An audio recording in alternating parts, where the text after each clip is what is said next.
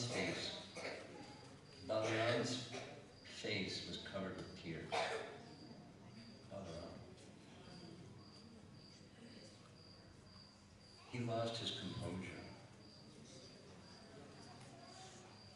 Remembering Braja and understanding what he understood his brother's mood to be, Krishna's mood to be, he began crying without control.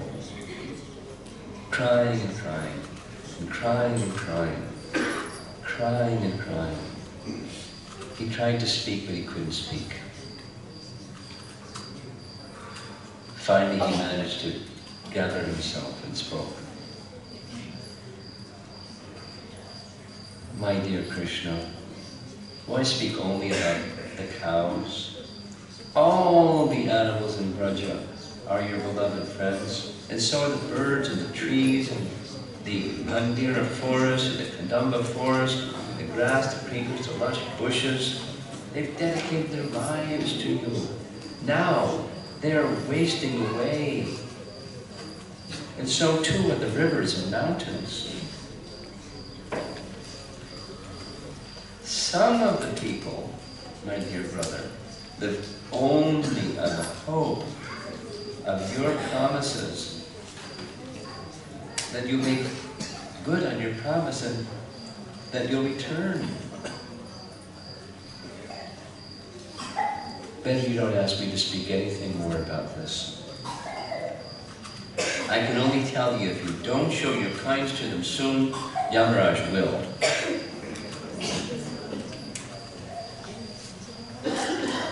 When you rid Kaliya's lake of its poison,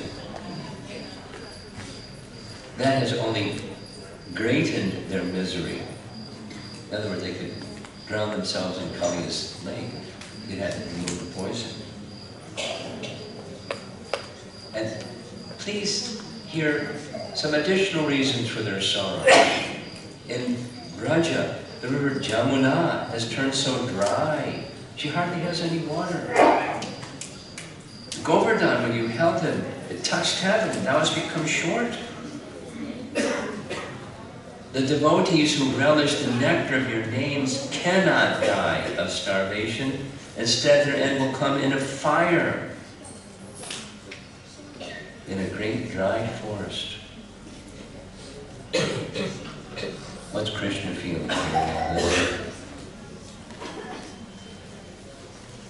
Krishna was by nature gentle and tormented by the suffering of others, grasped Balaram by the neck and shed a flood of tears. Like a person whose life is in ruin, he cried with loud sobs in his beautiful voice, showing a true indication, according to commentary, for his devotees.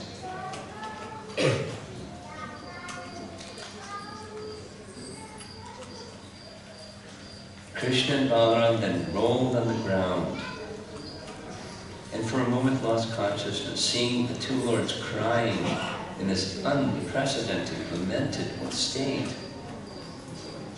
All the residents of the inner palace lost control of themselves and began wailing and crying and rolling on the ground and sobbing again and again. And all the people outside the palace heard this wailing and crying, and they came running and they saw the scene and they started wailing and crying. And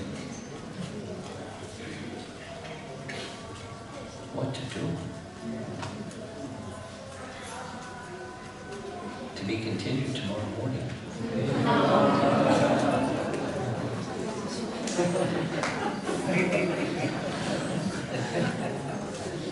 It's really good conclusion, I tell you. Now this is Srimad Bhagavatamrita describing to us a very interesting picture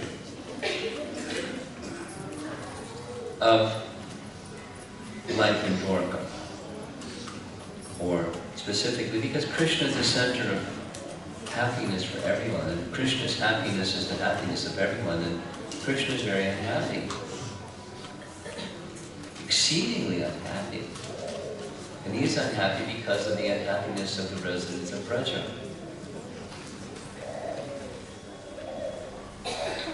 It's amazing what happens next, but we're going to hear, along with many other things, Krishna explains to the residents of, to the queens, why he doesn't return. He says, I've been wanting to share this with you for a long time, but I didn't know how to do, didn't want to hurt your feelings, but this is the right time.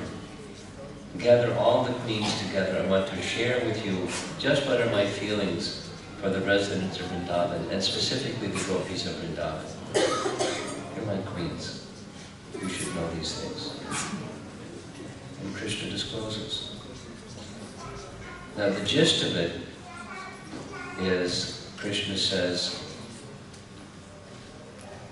if I go, then they'll feel satisfied. I've come. But then I'll know that you're all feeling separation, and I'll have to tell them, well, I have to go back to Dwaraka now. And they'll die. The only thing that's sustaining their life is my promise I'll come back. So I don't go back because that's what's sustaining their lives. And as it's breaking their heart, it's breaking my heart. But I don't want them to die. These other people are saying, they'll die if I don't. And I'm saying, they'll die if I do. And then come back. Or else you'll die, and I'm in this difficult situation. Now he's the personality of God, expanding himself into unlimited Krishnas. And, most importantly, there's Aprakat Leela. So this is Prakat Leela. And Prakat Leela means manifest pastimes. It is a very, very deep subject matter. Through his manifest pastimes, there's feelings of separation. And through the unmanifest pastimes, they're always having pastimes. But even in those unmanifest pastimes, or Aprakat Leela, the residents of Braja are feeling it's just a dream, but it's actually the eternal pastimes of Krishna.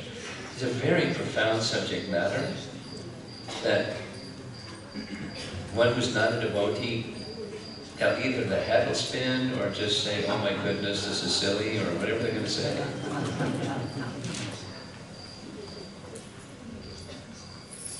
But this is Sanatana Goswami. And Sanatana Goswami isn't interested in fiction any more than Rupa Goswami is interested in fiction.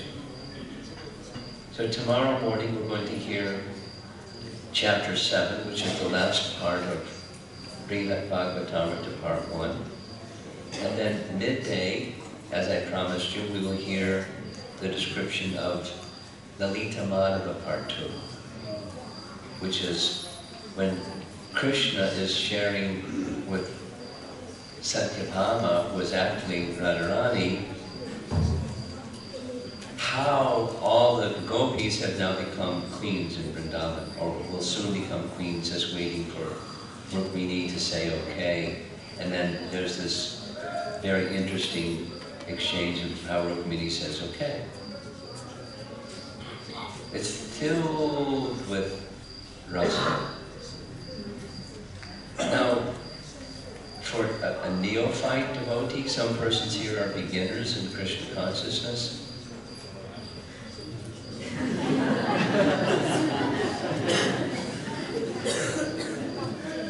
Wow, what am I getting into here?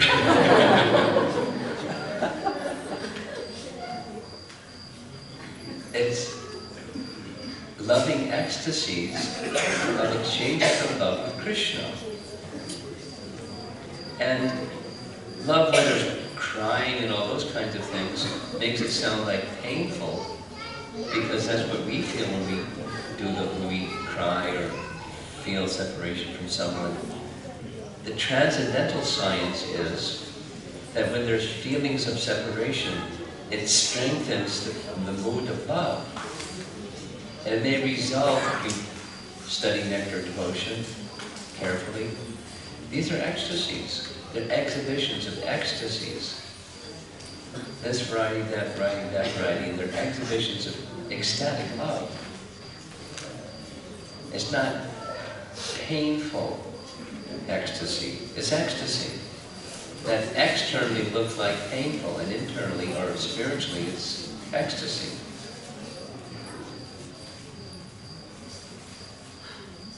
I don't know, the mundane example maybe is a mother when she gives birth to a child and she's in so much pain but she's crying because she has a newborn child. Or some Olympic athlete, they've been practicing for who knows how long they practice for, you know, months or years or something, they get the gold medal, they cry. Tears of joy.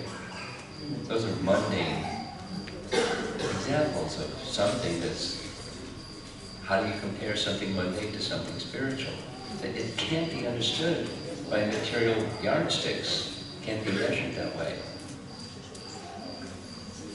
But the essence of it is, Krishna is an ocean of rasa that has no bottom, and that there's no limit to the variegateness of that ocean of rasa. That's Krishna.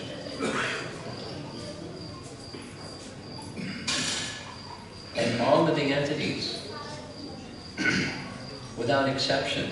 John Lennon writes at the beginning, George Harrison writes at the beginning of Krishna book, everyone's looking for love and to be loved, but they're placing that love in the wrong place. And so they end up in misery. So place your love with Krishna. When you place your love with Krishna, it's not like, look out, you might cry out of separation. You'll experience increased ecstatic love with this whole mood of, and like Aya Dina Dayadra, like Madhavendra Puri's prayer of Radharani after Krishna has just gone to Mathura. I'm most unfortunate, I'm most fallen. Humility, profound humility. That's nice, not painful, it's nice. The opposite is painful. And hankering, when will I see you again? And not knowing what to do. What should I do?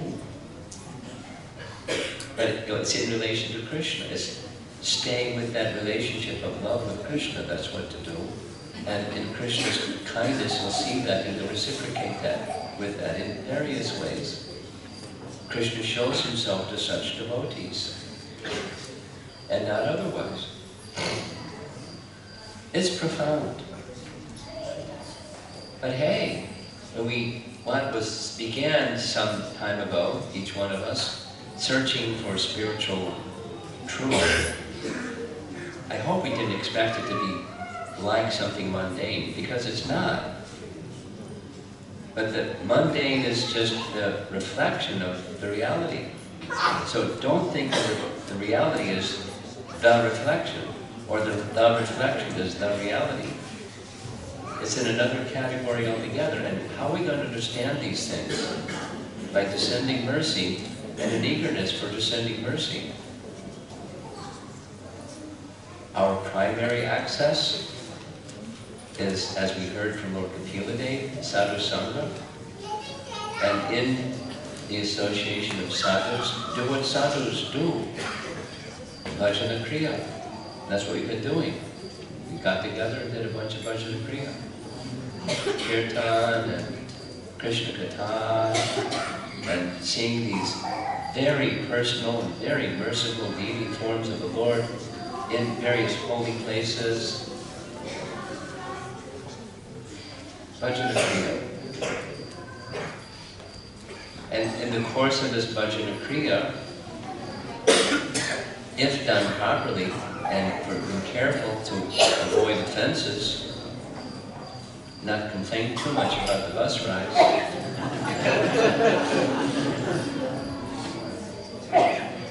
Anartha-nivritti, eradication of impurities of the heart.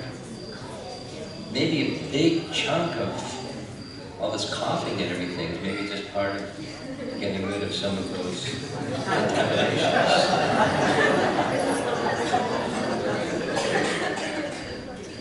please, Krishna, take from this heart the contaminations that are piling up. That's exactly what, can you sometimes do something with that child? Very distracting.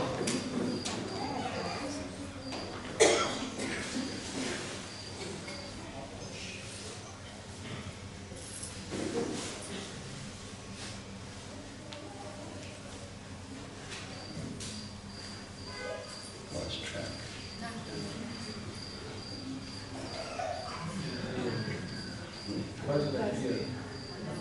Yeah, Bhajana Kriya. So to the stage of Anartana Vritti, following Bhajana Kriya comes. So Anartana Vritti means the stage of devotional practice where the anarthas, the unwanted things of the heart, are very much reduced, practically to nil, according to the language of the Bhagavatam. Prayena Ayushakshavya. No, that's another verse. Nashta Prayeshu Avadreshu. Prayeshu means almost to nil.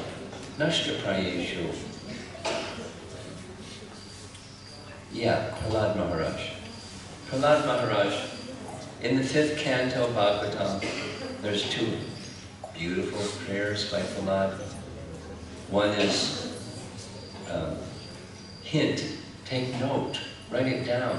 If you're ever asked to give a public address for some event where it's not a group of devotees, but you want something appropriate to say that's from the Bhagavatam and Krishna conscious, there's a verse in the 5th canto of Bhagavatam, forget which chapter. How many? 18th chapter, thank you. Where he's offering benedictions and peace and blessings to the world by the mercy of Lord Vishnudev. May there be all peace and blessings and mercy distributed to the world through the mercy of Lord Vishnudev. But there's another prayer that's there together.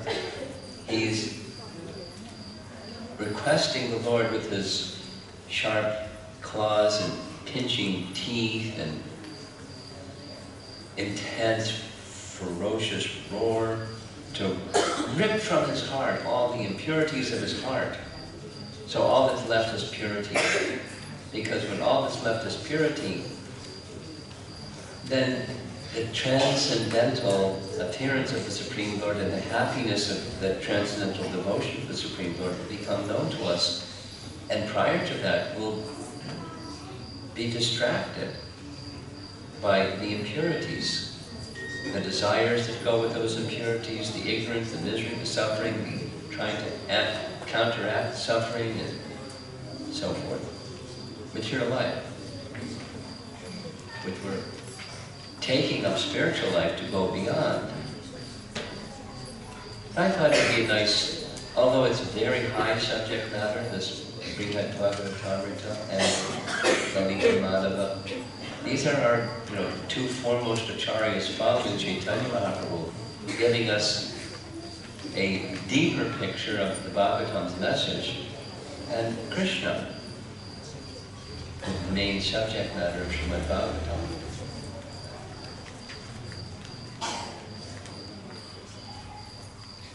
So some of you are leaving this evening.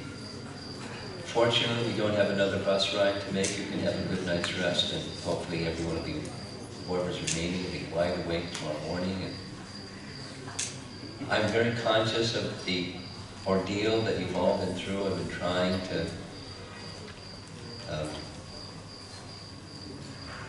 keep you entertained, at least awake.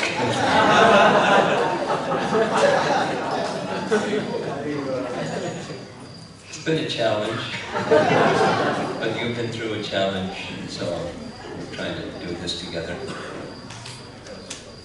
But tomorrow should be, nice katha, so have a good night's rest, and if you have the opportunity, don't stay up too late if you want to take darshan of the deities. And we'll have a nice morning together, our final day. Srila Prabhupada ki jai. HH Romapada Swami Maharaja ki.